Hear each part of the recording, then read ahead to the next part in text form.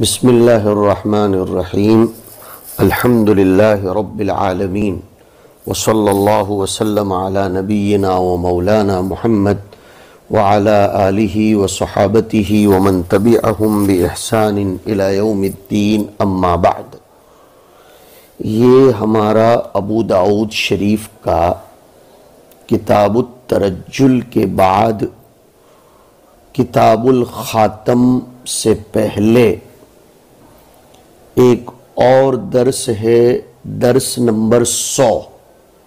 چونکہ اس وقت on line دروس میں بحمد اللہ ادھر ابو داؤد میں بھی کتاب الترجل والخاتم چل رہا ہے، اور ادھر اپنے ذمے اور اپنے مفوض سنن نسائی میں کتاب الزینت ابواب الزینت سے متعلق گفتگو چل رہی ہے، تو ہم ملا جلا کلام کرتے ہیں تاکہ ایک میں ذکر کیے ہوئے کلام پر دوسرے کلام کا اکتفا کر لیا جائے، اور یہ سامعین کی حسن ترتیب ذہنی کا غماز ہوگا۔ سامعین و طلبہ عزیز، اسلام کے ابتدائی دور سے ہی اس کی تعلیمات، اس کے عقائد اور اس کی معاشرت پوری قوت اور ثقافت پر غیروں کے مختلف حملے مختلف شکلوں میں ہوتے رہے۔ اسلام کی قوت پر، ثقافت پر، اس کی گائیڈ لائنز اور اس کی تعلیمات و عقائد و معاشرت پر، اور ان حملوں کا سلسلہ آج بھی ہمارے آپ کے سامنے ہے کہ پوری طاقت کے ساتھ جاری و ساری ہے، اور آئے دن نئے نئے طریقوں سے وہ حملے کیے جا رہے ہیں۔ تہذیب و ثقافت اور علوم و فنون کے نام پر، ماڈرنزم کے نام پر مسلمانوں کو، اہل اسلام کو اسلام کے پاکیزہ طریقوں سے دور کیا جا رہا ہے۔ انہی میں سے ایک حملہ ہمارے زمانے میں بیوٹی پارلر کلچر کا ہے۔ اس کے نتیجے میں مسلمانوں کی نسل نو اسلامی کلچر اپنے آپ سے رخصت کرتی ہوئی نظر آ رہی ہے، العیاذ باللہ۔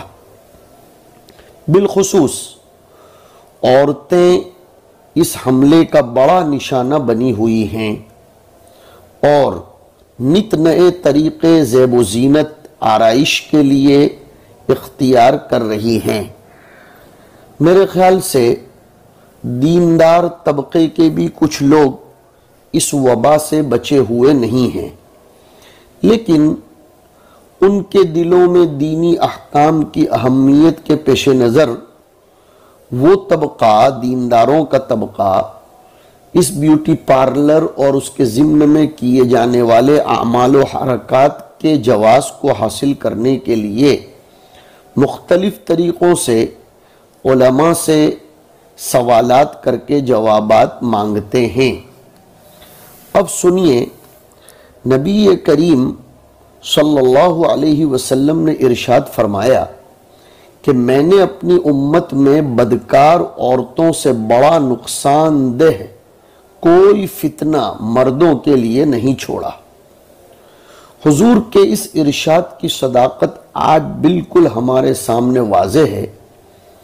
دور بڑی برق رفتاری کے ساتھ بے حیائی اور بدکاری کی طرف چل رہا ہے، دوڑ رہا ہے۔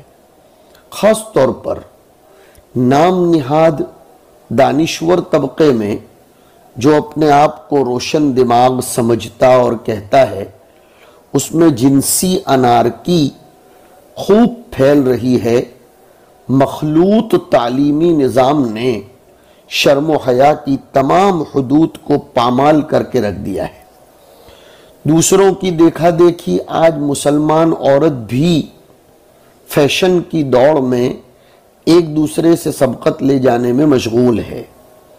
تھوڑے سے پیسے کیا آئے، ذرا سی خوشحالی اور فراوانی کیا آئی کہ زیب و زینت اور ظاہری آرائش کے بیجا تکلفات کا ایک نہ ختم ہونے والا سلسلہ شروع کر کے رکھ دیا جاتا ہے۔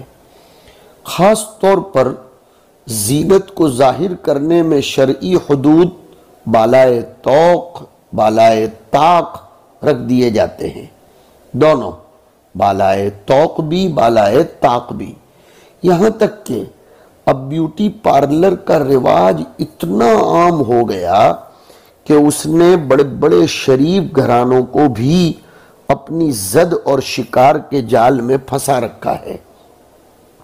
اس کی ظاہری چکا چوند نے لوگوں کو آخرت کی فکر سے بالکل دور کر دیا۔ تو ہمیں ان ابواب کو سامعین و طلبہ عزیز، خاص طور پر زینت کے ابواب کو، ترجل و خواتم کے ابواب کو دھیان سے پڑھنا چاہیے اور ان کے مسائل سے روشناس امت کو کرنا چاہیے، تاکہ شرعی حدود کے دائرے میں رہ کر زینت و تزین اختیار کیا جائے۔ اسلام ایک دستور حیات ہے، ایک مکمل دین اور مکمل تہذیب ہے۔ ہر شعبہ حیات کے بارے میں اس نے پوری رہنمائی فرمائی ہے اور رہتی دنیا تک وہ رہنمائی کرے گا۔ جی ہاں، چنانچہ دنیا نے عورت کو کھلونا، داسی اور تفریح کا ذریعہ بنا دیا۔ اسلام عورت کو تحفظ عنایت کرتا ہے۔ اسلام نے عورت کو آزاد رکھا، لیکن اس کی خوبصورتی اور زینت کو مقید کیا۔ دنیا نے عورت کے حسن کو آزاد رکھا، لیکن عورت کو قید کر دیا۔ یہ ہمیں خوب سے خوب تر سمجھنے کی ضرورت ہے۔ کسی نے کہا ہے کہ عورت و دولت دونوں ریڑھ کی ہڈی کی حیثیت رکھتے ہیں۔ اگر یہ دولت اپنے مقام پر رہے تو گھر جنت کا نمونہ ہے، اور مقام سے ہٹے تو گھر جہنم کدا بن جائے گا۔ تو زینت کے باب میں ہمیں سمجھنا چاہیے کہ زینت ہر اس چیز کا نام ہے جس کے ذریعے تزین ہو۔ الزینت اسم جامع لکل شیء یتزین بہ۔ لغت میں زینت کا اطلاق اصل خلقت پر، معنی زائد پر ہوتا ہے، یعنی ہماری اصل جو خلقت ہے، اصل جو خلقت اور پیدائش ہے، اس پر کوئی زائد معنی پیدا کرنا، اس کے اوپر زینت کا اطلاق ہوتا ہے۔ جمال، تناسب، اعتدال اور استواء خلقت کو کہا جاتا ہے۔ تناسب، اعتدال اور استواء خلقت کا نام جمال ہے۔ زینت اور جمال میں فرق سمجھنا چاہیے۔ جمال تو اصلی پیدائشی خوبصورتی کو کہا جاتا ہے۔ زینت اس اصلی اور اضافی دونوں خوبصورتیوں کو کہتے ہیں۔ تو جمال خاص ہے جمال اصلی کے ساتھ، اور زینت اس میں جمال اصلی اور جمال اضافی دونوں شامل ہو جائیں گے۔ اللہ فرماتے ہیں وَلَكُمْ فِيهَا جَمَالٌ حِينَ تُرِيحُونَ وَحِينَ تَسْرَحُونَ۔ محمد ابن ابو بکر الدمشقی، جنہیں ابن القیم کے نام سے دنیا جانتی ہے، انہوں نے جمال کی دو قسمیں بیان فرمائی ہیں، جمال ظاہری اور جمال باطنی۔ جمال باطنی کا اطلاق علم، عقل، عفت، شجاعت پر ہوتا ہے، اور جمال ظاہری اس کا اطلاق اس خوبصورتی پر ہوتا ہے جس کے ذریعے اللہ رب العزت نے بعض عورتوں کو بعض سے خاص کیا ہے، اور اسی کا نام زیادتی خلق ہے۔ جمال فطری یہ اصل ہے، جمال خلقی یہ اصل ہے۔ یہ اللہ کی عظیم نعمتوں میں سے ایک ہے، اور زینت کسی اور اصل خلقت پر اضافہ ہے۔ شریعت اسلامیہ نے زینت کو مطلقاً ناجائز اور حرام نہیں فرمایا، بلکہ حد اعتدال میں رکھ کر زیب و زینت اختیار کیا جائے اس کی تعلیم دی۔ اگر مسلمان مرد و عورت اس دائرے کے اندر رہتے ہوئے ان قیود کا پاس و لحاظ رکھتے ہوئے زیب و زینت اختیار کریں تو یہ جائز بلکہ کبھی کبھار مطلوب ہوگا، اور اگر اس دائرے سے باہر نکل کر زیب و زینت اختیار کریں تو ناجائز بلکہ حرام ہو جائے گا۔ انسان زیب و زینت کو پسند کرتا ہے، یہ اس کا طبعی اور جبلی امر ہے۔ ہر انسان اس کی امید اور آرزو میں ہوتا ہے کہ وہ سب سے زیادہ خوبصورت دکھائی دے، نمایاں ہو۔ اسلام نے اس جذبے کا امالہ کیا ہے، ازالہ نہیں کیا۔ اس جذبے کو دبایا نہیں بلکہ اس کی اجازت دائرے میں رہ کر دی ہے۔ اسلام دین فطرت ہے، فطری چیزوں کو وہ کبھی بھی منع نہیں کرتا، اس کو دباتا نہیں، اس کی اجازت دیتا ہے۔ یا بنی آدم خذوا زینتکم عند کل مسجد قل من حرم زینت اللہ التی اخرج لعبادہ والطیبات من الرزق۔ تو اسلام نے گائیڈ لائنز اور ہدایات دے دی زیب و زینت کے باب میں، جو ہم ادھر ابو داؤد شریف میں ترجل و خاتم کے ابواب میں، ادھر نسائی میں ابواب الزینت میں پڑھ رہے ہیں۔ ایسی زیب و زینت جس میں مرد اور عورتیں یا عورتیں مردوں کے مشابہ، مرد عورتوں کے مشابہ ہو، شرعاً ناجائز ہے۔ ابن عباس کی روایت میں آیا بخاری شریف میں کہ لعن النبی صلی اللہ علیہ وسلم المتشبہین من الرجال بالنساء والمتشبہات من النساء بالرجال۔ حضور نے ان مردوں پر لعنت فرمائی جو عورتوں کے مشابہ بنے، اور ان عورتوں پر جو مردوں کا روپ دھارن کریں۔ زیب و زینت کی خاطر مسلمان اپنا حلیہ، اپنا حلیہ دونوں، اپنی وضاقتہ اس طرح بدل لے کہ غیر مسلموں سے کوئی امتیاز باقی نہ رہے، یہ بالکل جائز نہیں ہے۔ اس کی دلیل وَلَا تَرْكَنُوا إِلَى الَّذِينَ ظَلَمُوا فَتَمَسَّكُمُ النَّارُ، اس کی دلیل مشکات شریف کی روایت پڑھیے ابغض الناس الی اللہ ثلاثۃ، اس میں آیا ہے کہ مبتغن فی الاسلام سنت الجاہلیہ، اور حضور اکرم صلی اللہ علیہ وسلم نے فرمایا من تشبہ بقوم فہو منہم۔ زیب و زینت اور جمال کی آرائش کے جذبات کی تسکین و تکمیل کے لیے اپنی بنیادی ضرورتوں کو پس پشت ڈال دینا، اور اس زیب و زینت کے حصول کے لیے قرضوں پر قرض لے کر ان کے بوجھ تلے دبتے چلے جانا شرعاً جائز نہیں ہے۔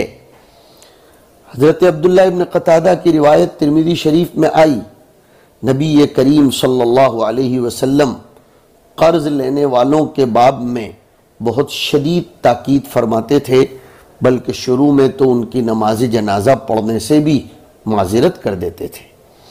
اور سنیے، ناک اور دوسرے اعضاء خلقی طور پر کم خوبصورت اور غیر مناسب ہوں، لیکن انسان کی عمومی معتاد خلقت کے دائرے سے اگر باہر نہ ہوں تو صرف زینت اور خوبصورتی کے لیے پلاسٹک سرجری کرانا، یہ فَلَيُغَيِّرُنَّ خَلْقَ اللَّهِ تغییر خلق اللہ میں داخل ہونے کی وجہ سے جائز نہیں ہے۔ عورت زینت اختیار کر سکتی ہے، لیکن غیر محرم کے سامنے اس پر اپنی زینت کو چھپا کر رکھنا فرض ہے۔ فرمایا اللہ پاک نے وَقُلْ لِلْمُؤْمِنَاتِ يَغْضُضْنَ مِنْ أَبْصَارِهِنَّ وَيَحْفَظْنَ فُرُوجَهُنَّ وَلَا يُبْدِينَ زِينَتَهُنَّ، آپ کہہ دیجئے ایمان والیوں سے کہ اپنی نظریں نیچی رکھیں اور اپنی شرمگاہوں کی حفاظت کریں اور اپنا سنگار ظاہر نہ ہونے دیں۔ آزاد عورت کا پورا بدن ستر ہے سوائے اس کے چہرے اور ہتھیلیوں کے، اس لیے ایسی زیب و زینت جس میں جسم کے کل یا بعض اجزاء ظاہر ہوں شرعاً درست نہیں ہوگی۔ ابو داؤد شریف کی کتاب اللباس میں اس قبیل کی روایت آئی ہے۔ اما عائشہ رضی اللہ تعالی عنہ فرماتی ہیں کہ حضرت اسماء بنت ابی بکر رضی اللہ تعالی عنہما حضور اکرم صلی اللہ علیہ وسلم کے پاس تشریف لے گئیں۔ انہوں نے باریک اور پتلے رقیق کپڑے پہن کر رکھے تھے۔ حضور نے اظہار ناراضگی کے لیے اعراض فرمایا اور ارشاد فرمایا کہ اے اسماء، جب عورت بالغہ ہو جائے تو اس کے بدن میں سے سوائے چہرہ اور ہتھیلی کے کوئی جز دیکھنا جائز نہیں ہے۔ زیب و زینت کے لیے اپنے جسم کے ان حصوں کو دیگر عورتوں کے سامنے بھی ظاہر کرنا جائز نہیں ہے جن حصوں کا دیکھنا صرف شوہر کے لیے جائز ہے۔ میں پھر سے ریپیٹ کرتا ہوں، زیب و زینت کے لیے عورت اپنے جسم کے ان حصوں کو دیگر عورتوں کے سامنے بھی نہیں کھول سکتی جن حصوں کا دیکھنا صرف شوہر کے لیے جائز ہو۔ آج کل بہت سی عورتیں بیوٹی پارلروں میں جا کر ایسی زیب و زینت کرواتی ہیں جس میں ان اعضاء کو کھولا جاتا ہے جن کا دیکھنا صرف اور صرف اس کے شوہر کے لیے جائز ہوتا ہے۔ ایسا کرنا سخت گناہ اور اللہ کی طرف سے لعنت کا مورد بناتا ہے۔ ایسی زیب و زینت جس کے ظاہر کرنے سے مرد متوجہ ہوں، مثلا گھنگرو والے پازیب پہننا جو چلتے وقت آواز کرتے ہوں، مرد متوجہ ہوتے ہوں، یا ایسی تیز خوشبو والا عطر و پرفیوم لگانا جس کی خوشبو مرد محسوس کریں، شرعاً جائز نہیں ہے، کیونکہ اس طرح کرنا بھی فتنے کا باعث بنتا ہے۔ اور آپ دور حدیث شریف کے طلبہ ہو، آپ نے پڑھا ہے، علامہ شامی کے حوالے سے سناؤں، ما کان سببا لمحظور فہو محظور، اور صاحب بدائے ملک العلماء علامہ کاسالی نے لکھا کل ما ادّا الی الحرام فہو حرام، اور فقہا نے لکھا ما افضا الی الحرام کان حراما، کہ جو چیز محظور، ممنوع اور حرام تک پہنچاتی ہو وہ بھی محظور و ممنوع و حرام ہے۔ حضور پاک علیہ السلام ارشاد فرماتے ہیں کہ کل عین زانیۃ والمرأة اذا استعطرت فمرت بالمجلس فہی کذا و کذا۔ تم نے یہ روایت پڑھ لی ہے کہ جو عورت پرفیوم اور خوشبو لگا کر مجلس کے پاس سے گزرے تو وہ بھی زانیہ ہوگی۔ جی ہاں، علماء نے باقاعدہ اس کے لیے تراجیم ابواب قائم کیے ہیں، اور امام نسائی نے کتاب الزینت کے ضمن میں ایک ترجمۃ الباب قائم کیا، ما یکرہ للنساء من الطیب، اور امام ترمذی نے باب قائم کیا، باب ما جاء فی کراہیت خروج المرأة متعطرۃ۔ اسی طرح زینت میں حرام چیزوں کا استعمال اور فعل حرام کا ارتکاب نہیں ہونا چاہیے، چاہے شوہر کا حکم ہی کیوں نہ ہو۔ شوہر کے لیے زینت اختیار کرنا جائز تو ہے، لیکن حرام چیزوں کا استعمال یا حرام حرکتوں کا ارتکاب جائز نہیں ہے۔ حضرت عائشہ کی ایک روایت بخاری شریف میں آئی کہ ایک انصاریہ نے اپنی بیٹی کا نکاح کیا، اس کے سر کے بال جھڑ رہے تھے، وہ حضور کی خدمت عالیہ میں حاضر ہوئی، واقعہ سنایا، کہنے لگی کہ اس کے شوہر نے مجھ سے کہا کہ میں اس کے بالوں کے ساتھ دوسرے بال جوڑوں۔ حضور نے ارشاد فرمایا کہ نہیں، اس لیے کہ بال کے جوڑنے والیوں پر لعنت کی گئی ہے۔ ایسی زیب و زینت جس میں ضرر اور تکلیف ہو وہ بھی شرعاً جائز نہیں ہے، کیونکہ جلب مصالح و منافع اور ان کی تکثیر اور دفع مفاسد اور ان کی تقلیل مقاصد شرعیہ میں سے ایک عظیم مقصد ہے۔ حضور صلی اللہ علیہ وسلم فرماتے ہیں لا ضرر ولا ضرار۔ زیب و زینت کا مقصد اچھا ہونا چاہیے، اس کا مقصد یہ ہو کہ میں اپنے شوہر کی نگاہ میں اچھی لگوں، میرا بند سنور کر رہنا اس کی نگاہوں کو نیچی رکھنے، حفاظت ہونے اور اس کی شرمگاہ کی حفاظت میں معاون اور مددگار ہو، میں اس کی نگاہوں میں بس جاؤں، میں اس کی نگاہوں میں جم جاؤں، میں اس کی نگاہوں میں بہت خوبصورت بن کر اتر جاؤں، کسی اور کی طرف وہ نظر اٹھا کر نہ دیکھے۔ حسن مقصد ہر عمل میں ضروری ہے، چاہے اس عمل کا تعلق معاملات سے ہو یا عبادات سے، زیب و زینت اور آرائش جمال سے ہو یا کسی اور چیز سے۔ اچھے مقصد سے اور امور مباحہ کو انجام دینے کے لیے کوئی کام کیا جائے تو ثواب ملتا ہے اور شرعاً وہ جائز ہوتے ہیں، اور اگر مقصد غلط ہو تو ان کی اباحت بھی ختم ہو جاتی ہے اور وہ باعث گناہ بنتے ہیں۔ انما الاعمال بالنیات والی روایت اور فقہ کا مشہور قاعدہ الامور بمقاصدها، یہ سب اسی کی طرف ہمیں توجہ دلاتے ہیں۔ اس کا خیال رکھنا چاہیے، شریعت کی حدود میں رہ کر اپنی زندگی گزار کر اس دنیا رنگ و بو میں سرخرو اور آخرت میں سعادت مند بننا چاہیے اور اس کا خیال کرنا چاہیے، انکار نہیں ہے۔ اللہ فرماتے ہیں لَقَدْ خَلَقْنَا الْإِنسَانَ فِي أَحْسَنِ تَقْوِيمٍ۔ تو دائرے شریعت میں رہ کر زینت اختیار کی جائے، اس سے تجاوز نہ کیا جائے، حق تعالی شانہ اس کی رعایت رکھنے کی توفیق نصیب فرمائے۔ وصلی اللہ علی النبی الکریم۔